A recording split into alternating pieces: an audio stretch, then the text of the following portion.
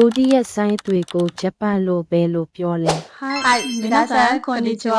ဆိုဒီတစ်ခေါက်မှာတော့ Zori ရဲ့ sign တွေနဲ့ပတ်သက်ပြီးတော့ Zori ရဲ့ sign တွေကိုဂျပန်လိုဘယ်လိုပြောရမလဲဆိုတဲ့ဟာကိုဒီဗီဒီယိုလေးထဲမှာပြပြပေးသွားမှာပဲဖြစ်ပါတယ်ဒါဆိုရင်စစကနေအဆုံးစပြီးတော့ Zori ရဲ့ sign ကိုအရင်စပြောပေးပါနော် ဟုတ်ကဲ့ပါကဲတော့ခြေတို့တွေ aquarium နဲ့ဆက်လိုက်အောင်အဲ့တော့ aquarium ကို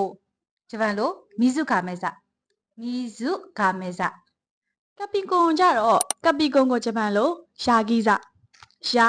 ဂီဇ နောက်တစ်ခုကတော့ Sagittarius Sagittarius ကိုတော့ Iteza Iteza လို့ခေါ်ပါတယ် ဟုတ်နောက်ပြီးတော့ကြတော့ Scorpio Scorpio ကြတော့ Sasoriza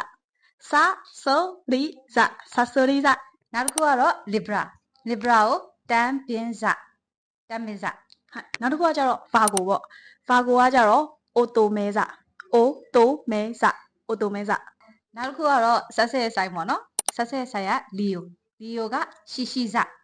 ရှိဇ နောက်တစ်ခုကကြတော့ Cancer Cancer တွေကကြတော့ Khaniza Khaniza Khaniza နောက်တစ်ခုကတော့ Gemini Gemini က Futagoza Futagoza နောက်တစ်ခုကကြတော့ Taurus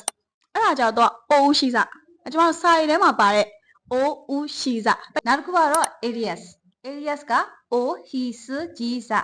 Ohisujiza နောက်ဆုံးတစ်ခုကကြတော့ Pisces Pisces ကကြတော့ Uoza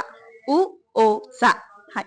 ဒီနေ့ဗီဒီယိုလေးကတော့ဒီလောက်ပါပဲเนาะနောက်ထပ်ဘုသူတရစရာဗီဒီယိုတွေအတွက်ကို Zero Page ကို Like and Follow လုပ်ခဲ့ဖို့မမေ့နဲ့เนาะはい皆さん最後まで見てくれてありがとうございますまたね